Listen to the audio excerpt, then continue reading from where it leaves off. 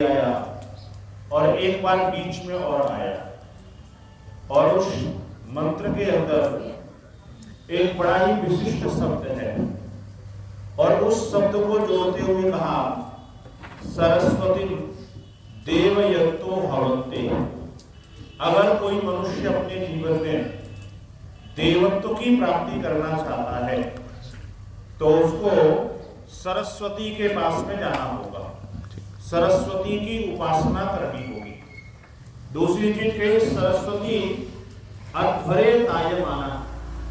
अगर अपने यज्ञों का विस्तार करना है, अध्वर माने होता है यज्ञ, ध्वर कहते हैं हिंसा को, और हिंसा को जहां पर रोक दिया जाए, अहिंसक दृष्टि से जो किया जाए वो अध्वर कहलाता है। तो कहा अगर अपने अध्वर यज्ञों का विस्तार करना चाहते हो तो सरस्वती के पास में जाओ। और कहा सरस्वती सुकृतो आवयन्तः। अगर अपने कर्मों को सुकर्म के रूप में परिवर्तित करना चाहते हो, विशेष कर्मों को अपने जीवन में आत्मसात करना चाहते हो तो कहा सरस्वती आवयन्तो। सरस्वती का आह्वान करो, सरस्वती को अपने पास में बुलाओ। और कहा सरस्वती दासु से वार्यमता। अगर आप अपने जीवन के अंदर धन ऐश्वर्यों की प्राप्ति करना चाहते हो तो आप सरस्वती के पास में जाइए। आप सोच के देखिएगा, देवत्व को पाना है, कर्मों को सुकर्म के रूप में परिवर्तित करना है, यज्ञ आदि शुभ कर्म करना है और साथ साथ में जीवन के अंदर उत्तम धन ऐश्वर्यों की प्राप्ति करना है तो आपको सरस्वती के पास में जाना पड़ेगा। तो पूछा गया ये सरस्वती है कहां पर, कौन सी सरस्वती है?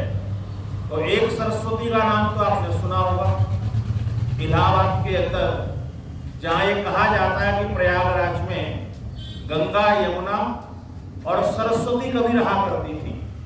ऐसा बताते हैं कि लगभग आज से 3-4 हजार वर्ष पहले सरस्वती विलुप्त हो गई। तो कुछ लोगों ने कहा कि अगर आपको जीवन के अंदर सब कुछ पाना है तो उस सरस्वती के पास में जाओ। लेकिन जब विद्वानों से पूछा गया कि वो सरस्वती के पास जाए क्या, तो विद्वानों ने कहा उसका नाम भी सरस्वती है, क्योंकि सरा उद्गमयति स सरस्वती, जिसमें वर्ष भर जल भरा रहे उसको सरस्वती कहते थे। या कहना चाहिए ऐसी नदी, ऐसा जल का प्रवाह जो वर्ष भर चलता रहे उसको सरस्वती कहते हैं। लेकिन एक चीज का ध्यान रखना, अगर ऐसी नदी के पास जाकर के जिसमें वर्ष भर जल भरा रहता है, अगर वहां पर जाकर के हम जीवन के अंदर ये सारी चीजों को पाना चाहें तो शास्त्र ने कह दिया एक चीज का ध्यान रखना, उस वाली सरस्वती से एक काम हो सकता है, अद्वीर गात्राणि शुद्धयन्ति, आपका शरीर शुद्ध हो सकता है, इससे ज्यादा तो और कुछ नहीं होगा। तो कहा फिर ये कौन सी सरस्वती है? तो शास्त्र ने कहा कि देखो ये दूसरी वाली सरस्वती है, सरो ज्ञानम तदवती सा सरस्वती। सर का तात्पर्य होता है ज्ञान, जो ज्ञान से भरी हुई है उसी का नाम सरस्वती है। का सरो नीरो तदवत रसो, जैसे सर अर्थात नीर पानी, पानी होता है, ऐसे ही उस ज्ञान रूपी सरस्वती में क्या भरा हुआ है? रस भरा हुआ है, वो सरस्वती। तो कहा ऐसी सरस्वती कौन सी है? जो ज्ञान से ओतप्रोत हो, जिसमें अज्ञान का लेश मात्र ना हो। तो दुनिया की कोई भी आप पुस्तक उठा करके देखिए, उसके अंदर कुछ ज्ञान होगा तो कुछ ना कुछ अज्ञान भी होगा। कई बार जो लेखक लिखता है उसकी अविद्या के कारण से अज्ञान आ जाता है। कई बार ऐसा होता है कि कोई व्यक्ति स्वार्थी हो जाए तो फिर वो सत्य बात का प्राकट्य नहीं करता। कई बार ऐसा होता है कि वो ऐसा हो, हमें अपना मानता ही ना हो तो अच्छी चीज हमको बताएगा ही नहीं।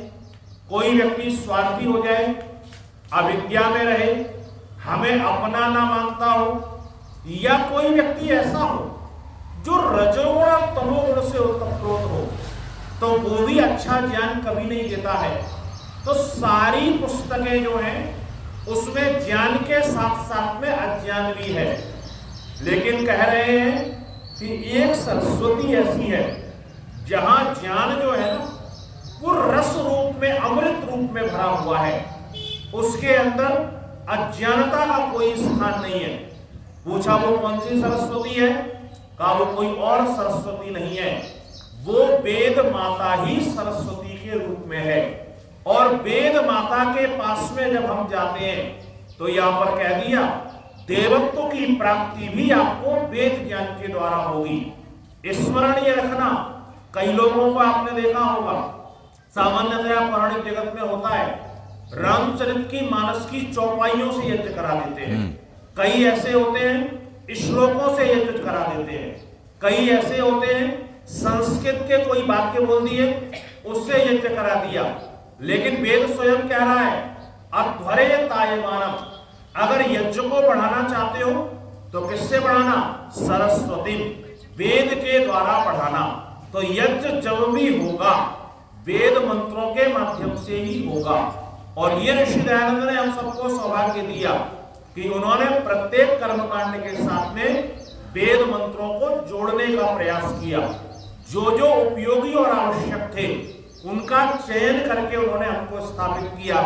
पुराने ऋषि मुनियों की परंपरा को हम सबके बीच के अंदर विस्तारित करने का प्रयत्न किया। अगर जीवन के अंदर धनैश्वर्यों को पाना चाहते हैं तो सरस्वती अर्थात वेद के ज्ञान से अपने आप को ओतप्रोत कीजिए और आपके पास में ऐश्वर्य आएंगे, आपके श्रेष्ठ कर्म बनने वाले होंगे। चीज जीवन के अंदर ध्यान रखना, ये सरस्वती है क्या चीज? तो शास्त्र ने एक चीज और कह दी कि जैसे वहां गंगा यमुना सरस्वती तीनों का एक संगम बताया जाता है, एक संगम और देख लीजिए। शास्त्र ने एक पंक्ति ली, एतासाम संगमो यत्र त्रिवेणी स प्रकीर्तिता, जहां पर इनका संगम होता है उसको त्रिवेणी कहा जाता है। और आगे कह दिया तत्र स्नाता सदा योगी सर्व पापै प्रमुच्यते, उसमें स्नान करने के बाद योगी सारे पापों से मुक्त हो जाता है। पूछा वो कौन सी त्रिवेणी है? तो कहा इड़ा नाम शैव गंगा, जो इड़ा नाम की नाड़ी है वो गंगा कहलाती है। कहा यमुना पिंगले स्मृता, जो पिंगला नाम की नाड़ी है वो यमुना कहलाती है। और कहा गंगा यमुना योर मध्य, जो इड़ा और पिंगला है जो गंगा और यमुना के रूप में है, उनके बीच के अंदर जो नाड़ी होती है का सुषुम्ना च सरस्वती, वही जो सुषुम्ना नाम की नाड़ी है का वही सरस्वती कहलाती है। जब योगी अपने जीवन के अंदर इड़ा, पिंगला और सुषुम्ना इन तीनों नाड़ियों पर संयम करता है तो उसके जीवन के अंदर चाहे हुए सारे पदार्थ प्राप्त होते हैं। तो वेद मंत्रों के माध्यम से जीवन के अंदर अपनी इड़ा की उपासना करें, पिंगला की उपासना करें और सुषुम्ना की उपासना करें। जब इन तीनों नाड़ियों पर ध्यान केंद्रित योगी का होता है तो कहा तत्र स्नाता सदा, इसमें जब स्नान एक बार होता है योगी सर्व पापै प्रमुच्यते, योगी सारे पापों से मुक्त हो जाता है। तो हम कोशिश अपने जीवन के अंदर ये करें कि इन पापों से हम मुक्त होते हुए सरस्वती की उपासना अपने जीवन के अंदर करने का प्रयास करें। इति ओम शम।